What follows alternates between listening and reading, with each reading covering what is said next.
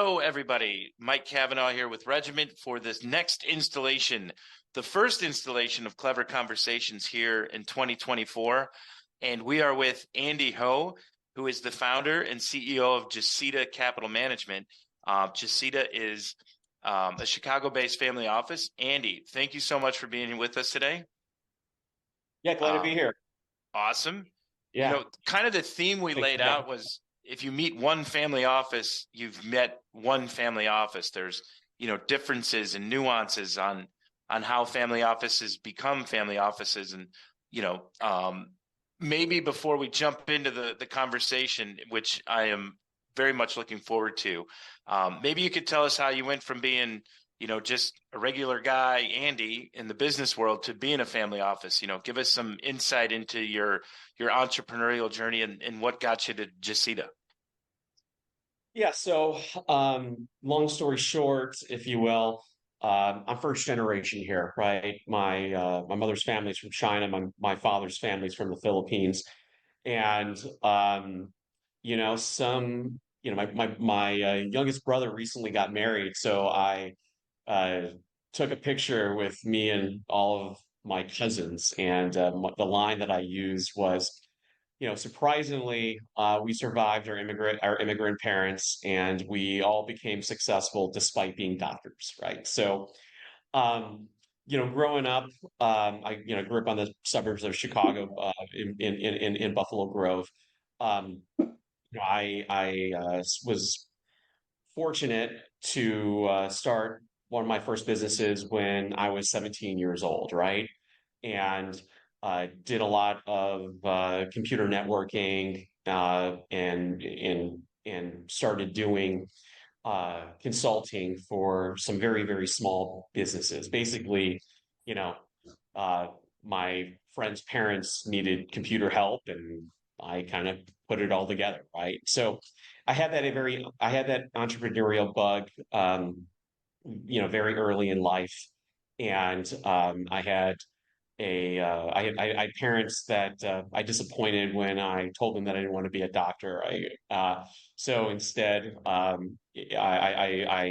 majored into business, and I sold that first company when I was very young, and I just developed a lot of mentors kind of along the way, right? So I started, I think, my third company when I was 23. I grew that to um, about I grew that to about 20-ish million a year with about 65 employees and subcontractors. And I sold that business to the former chairman of Ernst& Young, former CEO of Capgemini, and I became part of their private equity group, right? Their private equity group that also did a lot of strategic management consulting to a lot of the world's largest VC firms and private equity firms. And yeah, I had probably some of the best mentors and role models, to this day. So, um, and I believe that uh, my tenure in management consulting kind of screwed with my head a little bit.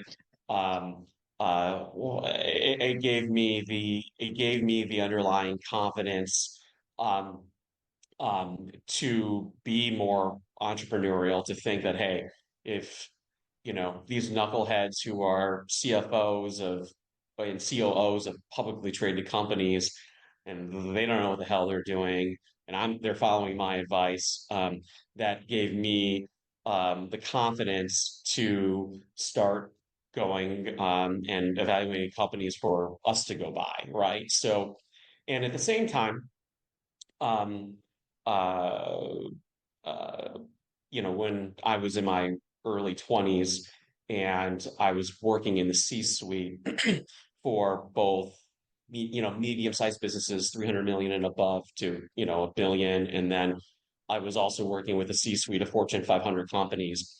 a lot of the people that I worked closely with at the time, they were directors of finance, they were VPs of finance, or they were they were CMOs. The older I got, the older they got, and they would, as we kept in touch, they would basically tell me how they were getting older, how they felt like they were being pushed out. And to me, that was a great opportunity to take some of those relationships to say, hey, let's go buy a company. More than happy to put you in that driver's seat. And that's kind of where that's kind of how the portfolio, if you will, grew into operating companies.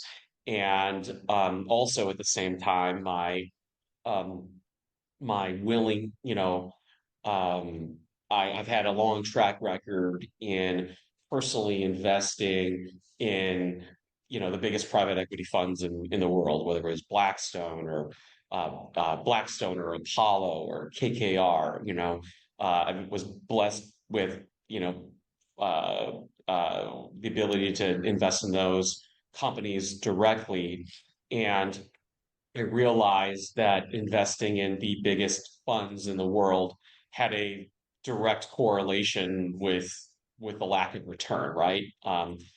Even though they were broad, they were all kind of swinging for the fences to make these big pension funds and union funds, happy, and it. So, anyways, that's how I've done in my most of my life is alternative investments, and um, um, I really don't invest in publicly traded companies, and just because of the bad experience I've had with a lot of the executives I've worked with supporting them in the past, and I just figured I could do it better, or I could uh, personally play a more meaningful part with smaller companies. I could help them steer the ship, and again, it's the underlying belief in myself, um, and thinking that I could do it better, right? When believe me, every day, um, uh, every day I have nothing but problems, nothing but drama, uh, and it's really hard to kind of look in the mirror, and ask myself, am I doing this again, or what fires am I fighting out? But even on that worst day, to me, it was being empowered with my time, being empowered with who I spend my time with, and um, that's what makes me you know and there's some years I lose a lot of money, and I do a lot of self-reflection, but um, it's all worth it because of the fact that I can, you know I'm empowered with my time, empowered with who I spend my time with, and I wouldn't trade that anything for the world. Or even if you paid me the salaries of the C-suite of these Fortune 100 companies, I I wouldn't change a day in my life. So Yeah. anyways, I hope that, sorry for the monologue, but I No, it's hope that great. Like gives we you some said, background. you meet one family office, you meet one family office, and your experience of like hands-on, starting a company, selling it, and then basically integrating into the private equity firm of a top four, accounting slash consulting firm. I mean, that type of experience is very unique. You don't meet that many family offices that specifically focus on just alternative investments. There's a lot of family offices where, the patriarch started a company, they made garage door openers or, fasteners, or, some kind of manufacturing product or a food supply chain, anything, just to be focused on alternative investments and to have the success that you've had is unique in itself. And that's kind of, it fits the theme of you meet one family office, you meet one family office. You mentioned when you were 23, you sold the company, and you had mentors. Walk me through that process. Was that something you woke up in the morning and you're like, all right, I need a mentor, this is what I'm looking for? Or was it just a natural progression of like this person has a lot of knowledge that could help me. How did you navigate that process of making it, you know, beneficial for you and for the mentor? Like, always curious to hear, you know, how that process works for people. Yeah. Um, so, you know, the right way to sort of explain this to you is, um, when I turned 30, I wasn't working at the time. I took some time off, just became a kind of a new father. And, I wanted to see uh, how how do I go from, how do I go from 100 miles an hour to, 10 miles an hour, right? So throughout my entire life, I suck at balance. So when I was 30, um, I made it a point to meet with 30 people who who significantly enriched or impacted my life some way, shape, or form. Okay. It's funny that it was a collection, it was a very wide variety of people. Some people were teachers, right? Some people um, were my employees. Um, and again, I'll never forget those people, right? The hardest thing I've ever had to do in my life is to hire older people, right? And and even though they worked for me and I was responsible for their paycheck every 2 weeks, I was reliant on them, and my employees taught me more about myself and the world and how to solve problems than almost anybody. And um, I would say that the third set of people were my clients, right? These were people who I worked for, and yeah, I learned more from what not to do than how to do, if that makes sense. Because some of the problems we face every day. I know that everyone thinks that everyone history repeats itself or history rhymes, whatever you want to say, but everything's a little bit different, right? Generations are different, priorities are different, cultures are different, expectations are different, and you know. What I learned mostly from my clients and that were running these big companies is that none of them were really happy, and that played a pretty critical role in my life and in my growth, trying to figure out, you know, how does one do, you know, how does one continue to make money, support their employees, help their employees with a career path, but make sure that they're happy. And um, so that's been a continual struggle of mine, trying to find that balance, trying to figure out what makes me happy. But again, some of the greatest influences in my life were my part of those 30 people were my friends' parents, right? We all have dysfunctional families. My parents were divorced when I was 4.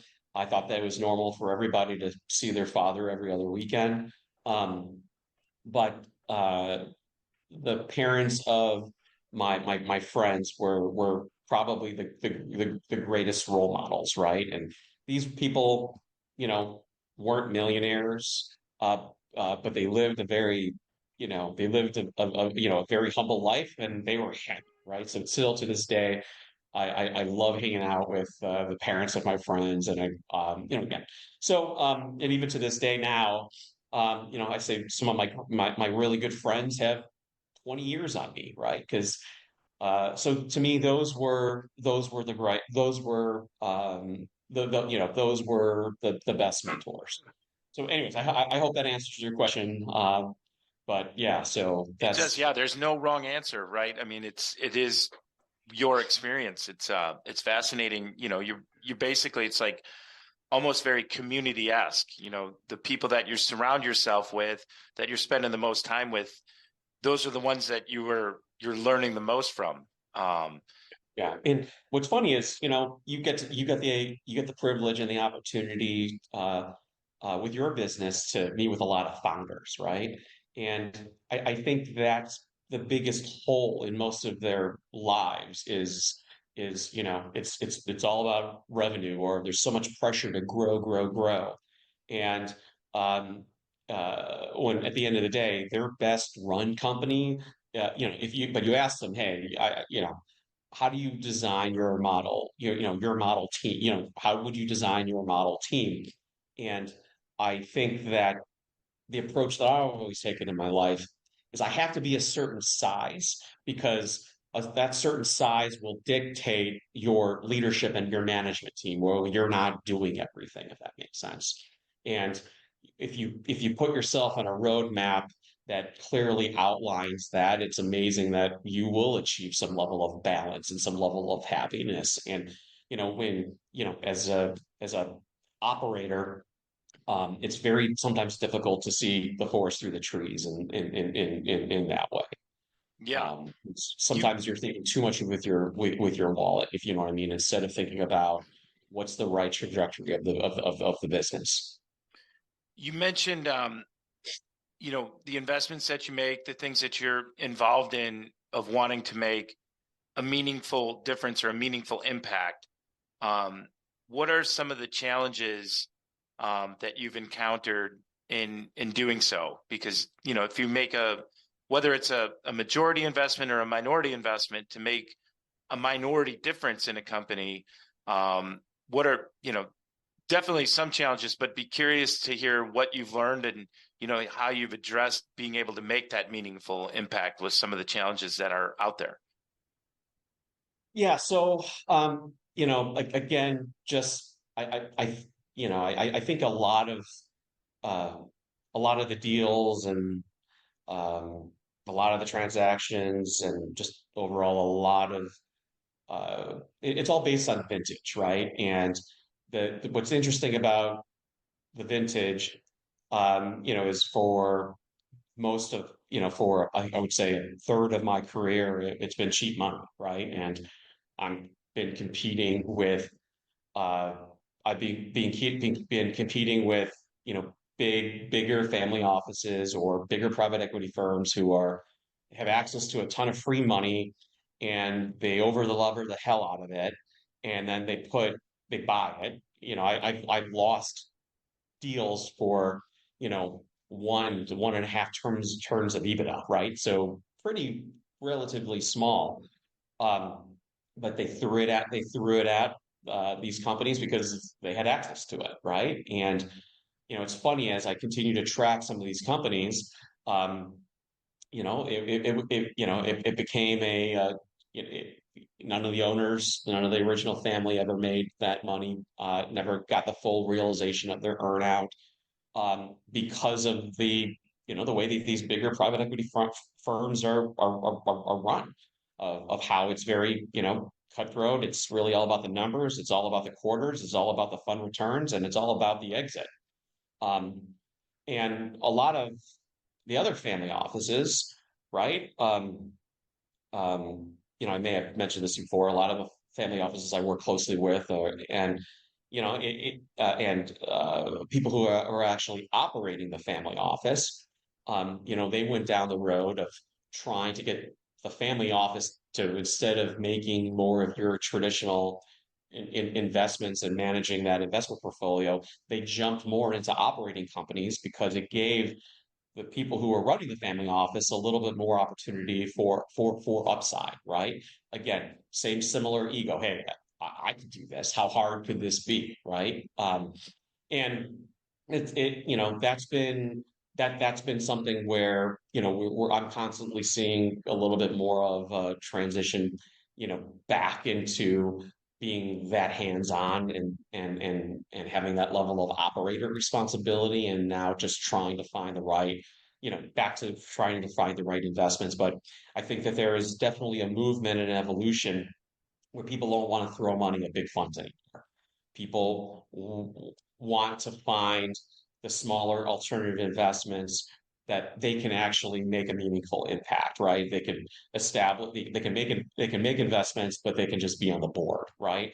And that's personally where I've been going, right? Because unfortunately, every company that we try to buy, I get my hands a little bit too much in, and then there's too much reliance on me or my team. So we're we spend a lot of our time trying to find what are companies we can take from here, to here. We're just throwing a little gas on it, or just providing them a little bit more strategic direction, and or just trying to you know realize why the answer is no. Don't do that, right? Or slow down, or you're not focused on the right thing here, or you're not really seeing what the market wants right now, or it's just it's a very as you see from your own companies that you work with, it's very different, right? Um, but yeah, so I don't know if that answers your question, but that's kind of the evolution that we're seeing. That's kind of what we're kind of moving towards. Yeah, no, it makes a ton of sense. How do you come across deals? Do you just, hey, we're open to look at deals? Do you have a thesis before you start looking? Just would be curious about the deal sourcing process that you implement. Yeah. So um, if I went back to when I turned 30 and these 30 people I talked to, it's amazing how many opportunities just came out of that. Just trying to figure out how you can help. And there are, it's amazing how, your own network, always knows somebody that needs help or has a great idea, or could value, you could help in some way, or within, lately what's been happening with a lot of the tech layoffs, a lot of the you know conversations that I'm having, and a lot of the drinks I'm having, it's just trying to understand what people have been working on, and where they think they can take it, and where they see the market opportunity. So um, I always am doing my best to get my ass out of my house, right? Talk to people I haven't talked to in a while, and just catch up and see what people are working on. And now it's there's never a good time to be an introvert, right? And that's where we find a lot of these opportunities, is just talking to people, seeing where we can help. Um, and once people understand your risk profile, and where you add value, those things always kind of come together. I'd be curious. No, that's awesome. Um, they always say your network defines your net worth. So the fact that you took time to build that trusted relationship with those 30 people, and I'm sure it's expanded to beyond the 30, to be able to just pick up the phone and say, hey, let's grab a coffee. What are you working on? What's in your network that could use some help? That's pretty powerful, because it's the cost of your time and a cup of coffee with a trusted source. So it's pretty, elementary, but it's like genius at the same time to say, look, I don't need to go to a conference in Hawaii to meet strangers when I've got a network of people that I trust, that, know what I'm capable of, that, could potentially uproot some deals. Yeah, and I think very often, people, when you find yourself in circles where the first thing you're asked is, "What do you do?" Right? Within, I think that's the wrong element to, that's when I know I'm in the wrong room, right? But when the element is, hey, how can I help? Uh, that's probably been some of the best value add conversations and relationships. Yeah, those are the So the magic words. The magic words. How can I help? yeah.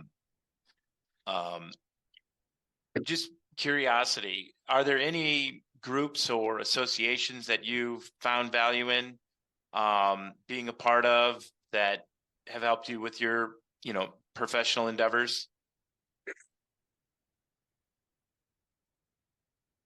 Um,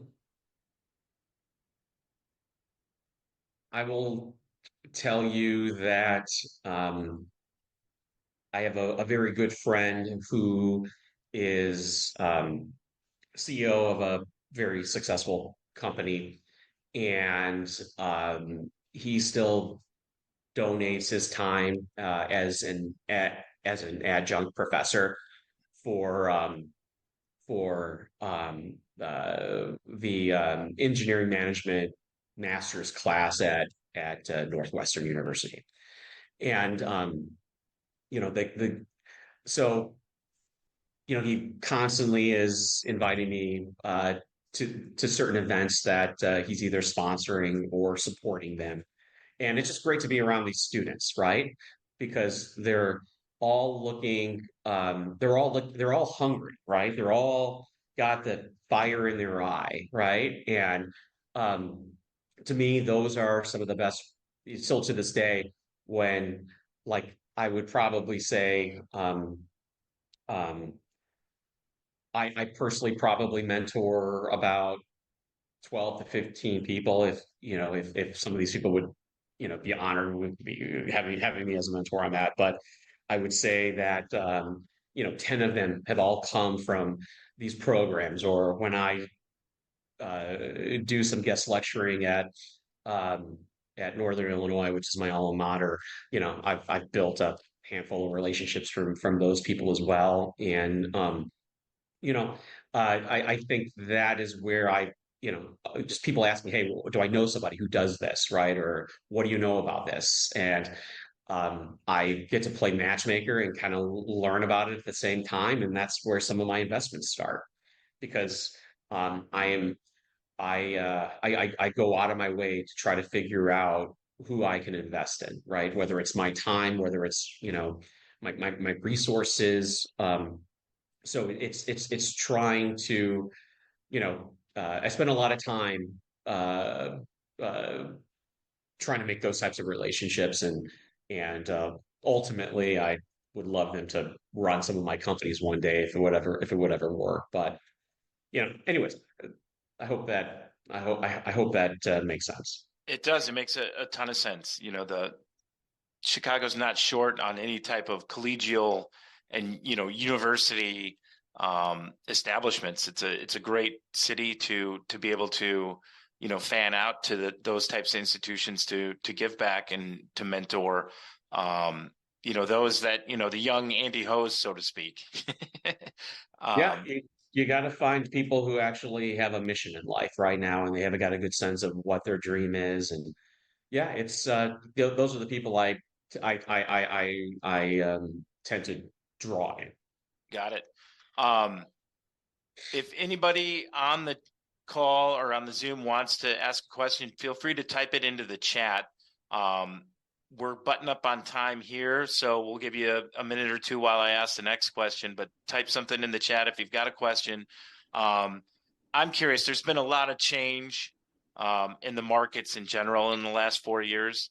There's always change in the markets, but it seems the velocity of those changes, the interest rates going up so fast last year in the face of inflation, Silicon Valley Bank, like there's just been so much with this post-COVID and COVID environment.